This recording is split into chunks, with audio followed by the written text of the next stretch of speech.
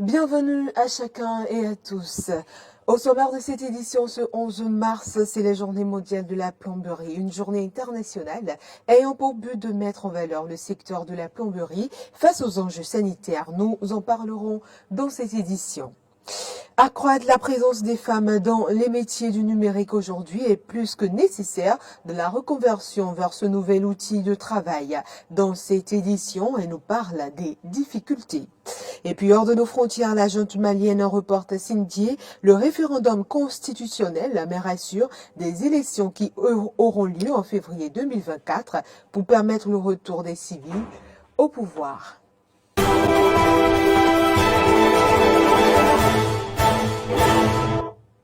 Mesdames et messieurs, bonjour à tous et bienvenue dans ce trésor. Je l'annonçais en titre, la communauté internationale célèbre ce jour la journée mondiale de la plomberie. Qu'est-ce que la plomberie et quels sont les risques liés au métier? Réponse à travers ce reportage. C'est un dispositif qui assure la circulation de l'eau dans votre logement. La plomberie peut être catégorisée. La plomberie concerne les systèmes pouvant faire circuler l'eau dans une maison, dans les sociétés et dans les usines.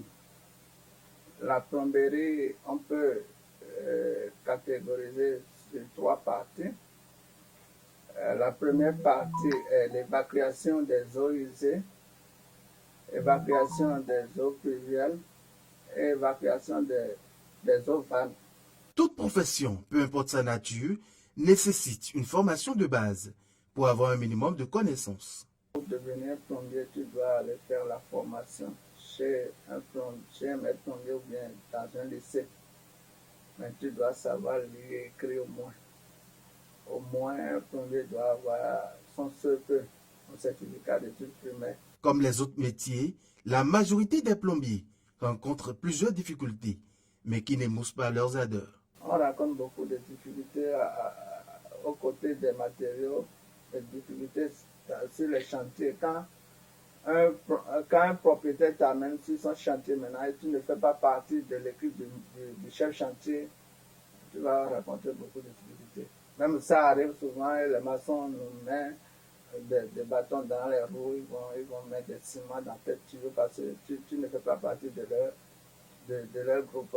Donc il y a un peu de mal compréhension. Donc si c'est un technicien qui t'a amené sur le chantier, tu ne fais pas partie de l'équipe du maçon, tu vas rencontrer beaucoup de difficultés. Mais quand moi je rencontre ces cas-là, je fais tout possible pour faire ami avec le maçon. Et en même temps, je rentre dans son équipe et puis il commence à me trouver des chantiers. Malgré ces difficultés, la plomberie est un métier noble qui nourrit son homme. La plomberie nourrit son homme.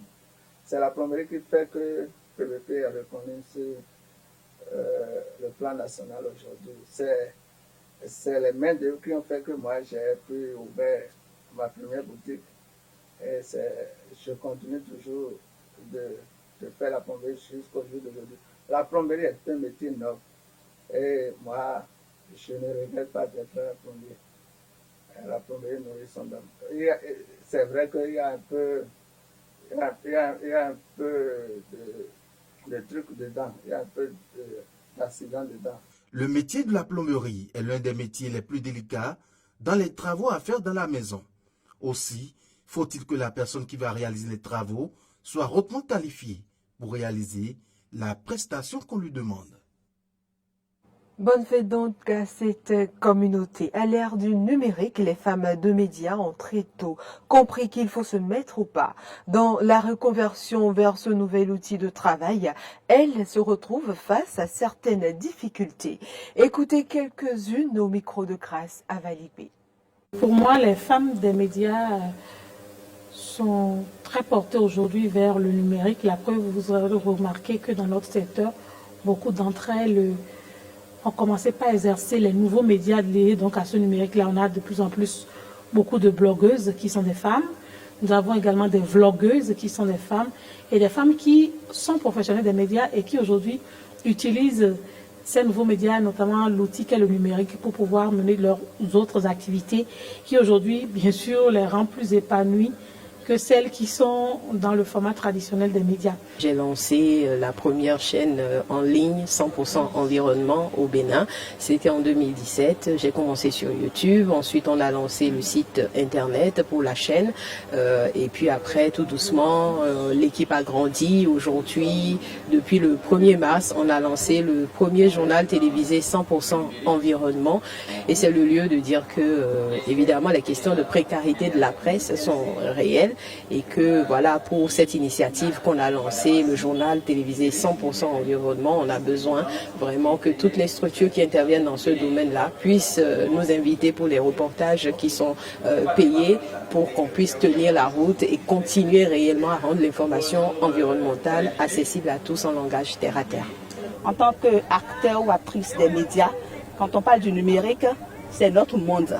Ce n'est plus de débrouillardisme qu'on avait l'habitude d'assister. Donc il faut qu'elle se mette au pas, se faire former, aller à l'école du numérique pour être vraiment professionnel sur le plan journalistique, parlant de leur carrière. Nous sommes aujourd'hui dans un monde qui est très évolutif. Et nous, en tant qu'acteurs des médias, c'est que nous faisons un métier qui évolue encore plus vite. Et il faut forcément se mettre au goût du jour. Il faut sortir du modèle traditionnel d'exercice de la profession. Et après, c'est à chacun de trouver la bonne passerelle qu'il faut, la passerelle adaptée pour rester conforme à sa personne, à son idéologie et trouver les messages appropriés à véhiculer. C'est vrai que la lecture qu'on fait, c'est que les gens utilisent les plateformes numériques en général, pas toujours de façon très saine. Mais je pense que chacun peut trouver sa voie, chacun peut trouver ce qu'il va faire pour améliorer sa connaissance, avoir une communauté à entretenir et également rester au goût du jour, vraiment, pour ne pas en griffe se retrouver démodé ou en arrière, quoi. Je peux vous dire que moi j'ai eu du plaisir à mettre en ligne quelquefois des émissions sur notre plateforme internet, celui de la radio. C'est vrai que c'est un peu fastidieux, mais c'est passionnant de l'apprendre, de le faire.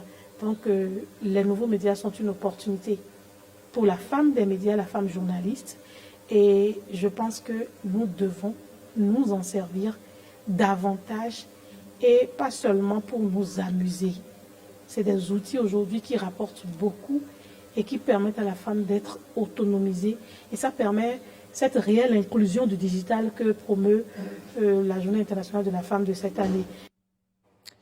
Nous poursuivons ce journal reçu ce 8 mars sur l'émission spéciale dans le cadre de la Journée internationale de la femme, Dr Kabiratou. Ogoubi, sociologue, anthropologue, s'est prononcé sur le laisser-aller des parents en ce qui concerne l'accès des enfants aux réseaux sociaux. On l'écoute. On veut paraître. On veut montrer à l'autre que je suis arrivé à un niveau, ah non, mon enfant a assez, sans savoir que tout ce qu'on nous donne. Rabelais a dit que science sans conscience n'est que ruine de l'âme. Tout ce qu'on nous donne, si on n'arrive pas à calquer ça sur nos réalités, nous allons toujours dévier. Et c'est à ça que nous assistons.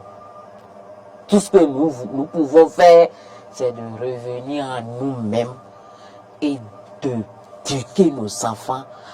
Il faut savoir dire non quand il faut dire non. C'est pas parce que j'ai les moyens que obligatoirement je dois faire à l'enfant. Je dois pouvoir savoir qu'est-ce que ça apporte de plus à l'enfant. C'est ça là d'abord. Mais pas montrer parce que l'autre a acheté à son enfant. Moi-même nécessairement je dois acheter. Non. Vous faites comprendre à l'enfant, les saints doigts ne sont pas égaux. Et pourtant, ils sont condamnés à rester ensemble et à travailler ensemble. Donc, ce n'est pas parce que l'enfant de l'autre a nécessairement la tablette que toi-même, tu dois avoir la tablette. Les parents qui envoient, et les enseignants plutôt, qui envoient les enfants pour les recherches, là, c'est une façon de les apprendre à avoir assez comment on arrive à faire des recherches. C'est une bonne chose. Mais c'est toi, parent, de savoir que ça ça devait s'arrêter à faire la recherche, trouver ce que l'enseignant a dit de trouver et de l'amener à l'école, mais pas mettre à la disposition. On voit des parents, les enfants quittent l'école et l'enfant est à la télé. Quand est-ce que l'enfant a fini d'apprendre ses leçons? Toi, parent, as-tu demandé à l'enfant comment a été ta journée? Quelles sont les leçons que tu as eues aujourd'hui?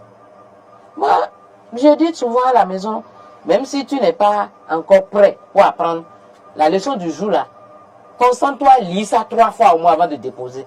Le moment où tu vas apprendre, tu vas voir que tu vas assimiler mieux. C'est ce truc-là qu'on doit faire pour pouvoir essayer de corriger. Parce que moi, je dis, si nos parents qui n'ont pas été à l'école ont pu faire beaucoup, pourquoi nous autres, nous disons que nous avons été à l'école et nous sommes en train de démissionner du côté de l'éducation de nos enfants?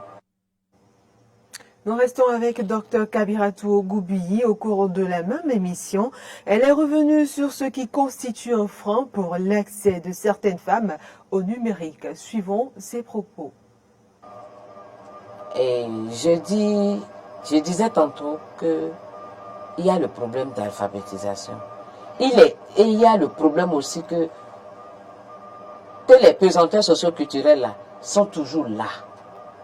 Et ils prennent parfois les efforts que l'État ou même la société en général essaie de faire pour qu'on puisse avoir de l'avancée. Si jusqu'à présent on note une disparité pour l'accès seulement à l'école entre le garçon et la fille, si on devait faire le choix, on préfère envoyer le garçon. Parce que la fille, on se dit, elle est destinée à revenir à la maison, à se marier, à prendre en charge les enfants. Mais l'expérience montre que la femme qui a eu l'accès, qui a été à l'école, elle administre mieux le médicament plus que l'autre à qui on a dit de donner. Le problème de dosage est là. Mais si on n'en arrive pas, on n'arrive pas à faire ça là, les cas seraient toujours là. Il faut que le cadre institutionnel accompagne toutes les bonnes volontés, que ce soit des ONG, que ce soit les ONG sur le plan national, que sur le plan international. Ce vendredi, à Cotonou, il s'est tenu un atelier de sensibilisation sur la cybercriminalité et la sextorsion. Initié par le projet d'appui au renforcement de l'écosystème de l'économie numérique au Bénin, DigiBoost, l'atelier a réuni plusieurs jeunes. Grâce à Valigbe pour le compte rendu. Face aux déviances sur Internet, il faut agir. Il faut multiplier les ateliers de sensibilisation. C'est dans ce cadre que le projet d'appui au renforcement de l'écosystème de l'économie numérique au Bénin, DigiBoost, avec l'appui de ses partenaires, a réuni des jeunes de divers profils pour leur faire comprendre les notions de cybercriminalité et de sextorsion. On peut déjà retenir que la cybercriminalité est une notion large qui regroupe toutes les infractions pénales susceptibles de se commettre sur ou au moyen d'un système informatique généralement connecté à un réseau. La cybercriminalité, la sextorsion sont les plus grandes déviances sur Internet aujourd'hui. Au lieu de profiter à tous ses utilisateurs, Internet fait des victimes et continuera à en faire. On constate que la cybercriminalité évolue de chaque année dans le monde entier, sur le continent africain et aussi au Bénin.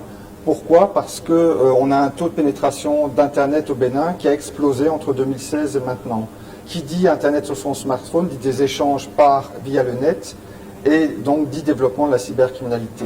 Et on constate au Bénin ces derniers mois qu'il y a vraiment 2 thématiques qui sont occupées de gonfler. La première, c'est la sextorsion et la deuxième, ce sont les arnaques au transfert d'argent. Dans le cadre de cette activité aujourd'hui, qui est un atelier de sensibilisation sur les questions de cybercriminalité et d'extorsion, on va à la rencontre de femmes, qui est constituée à la fois de femmes entrepreneurs, mais aussi de professionnels du numérique ou qui travaillent régulièrement dans le secteur du numérique.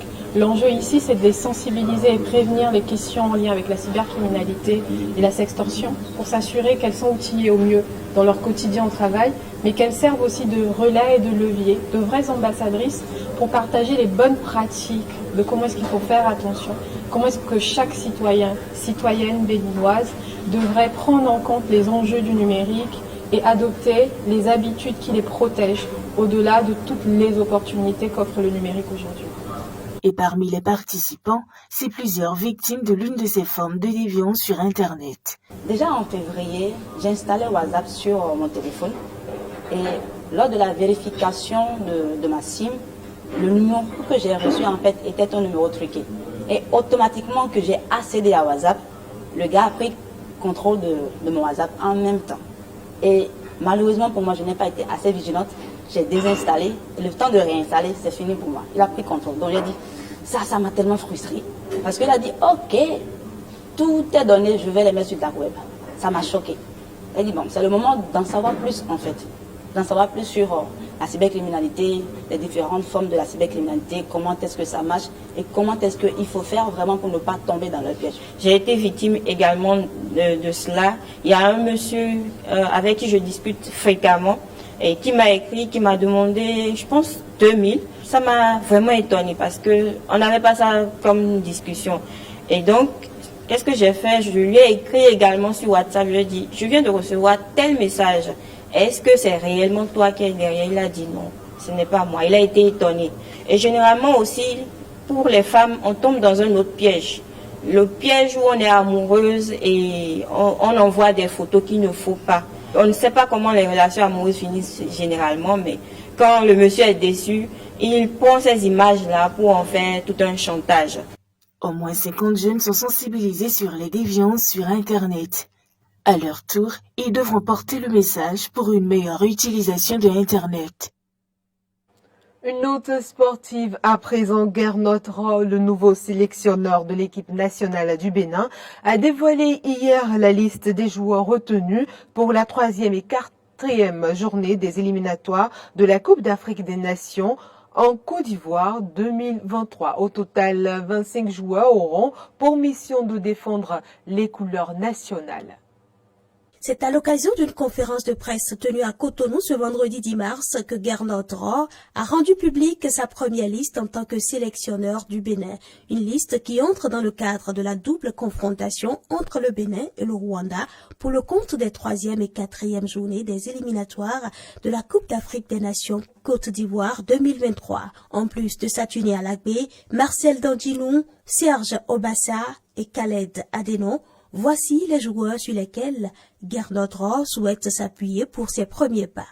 Youssouf Assoba, Melvin Dorenus, Cédric Rontonji, David Kiki, Rachid Mounbini qui arrive, Mohamed Tidjani, Rabiou Sankamao, Olivier Verdon, Jordan Adeoti, Matteo Arwenvi, Salim Bawa, Ceci d'Almeida, Dodo Doku, Imran Hassan, Junior Olaïton, Ange Josué Chibozo, Jodel Dossou, Steve Mounier, Stéphane Sesséan, Sergio Soukou et le dernier sur la liste, c'est Tossi Aïbou. 25 joueurs au total. 25 parce que il y a 2 joueurs suspendus. Pour le sélectionneur, tous les joueurs contactés semblent disposés à rejoindre la tanière des Guépards. Nous avons communiqué avec pas mal de joueurs au téléphone pour le moment, parce que j'ai pas eu le temps depuis 15 jours de voir tout le monde, mais tous ceux que j'ai eu au téléphone m'ont paru bien motivés, bien dans la tête pour venir défendre les couleurs béninoises. Pas un seul m'a donné l'impression. Même ceux qui peut-être dans le passé ont eu parfois un comportement critiquable, personne m'a mis dans le doute pour le mettre sur la liste. C'est un nouveau départ maintenant. Là, on est dos au mur. On a le Rwanda qui vient. Il faut gagner ce match. Et là, il n'y a pas d'état d'âme, il n'y a pas de peut-être, non. On peut compter sur tout le monde. Donc on ne peut pas du jour au lendemain mettre que des jeunes. Ça serait ne pas leur rendre service. Ça serait un cadeau empoisonné. L'arrivée du nouveau sélectionneur et les choix effectués pourront-ils apporter un nouveau souffle à l'équipe nationale? On le saura au soir du 22 mars prochain. Hors de nos frontières, pour finir, les autorités de transition maliennes ont annoncé vendredi le report du référendum constitutionnel prévu le 19 mars, tout en rassurant qu'elles respecteraient leur engagement quant à un retour des civils à la tête du pays en 2024. Commentaire. Au Mali, les militaires au pouvoir accumulent les retards, tant dans l'organisation du référendum que dans la rédaction du projet de constitution. Ce vendredi 10 mars, les autorités de transition ont annoncé le report du référendum constitutionnel prévu le 19 mars. Ce référendum est une étape importante vers les élections prévues en 2024, censées entériner le retour des civils au pouvoir. Les dirigeants maliens ont néanmoins assuré qu'ils respecteraient leurs engagements en ce sens. C'est la fin de cette édition, mesdames et messieurs. Merci de nous avoir suivis.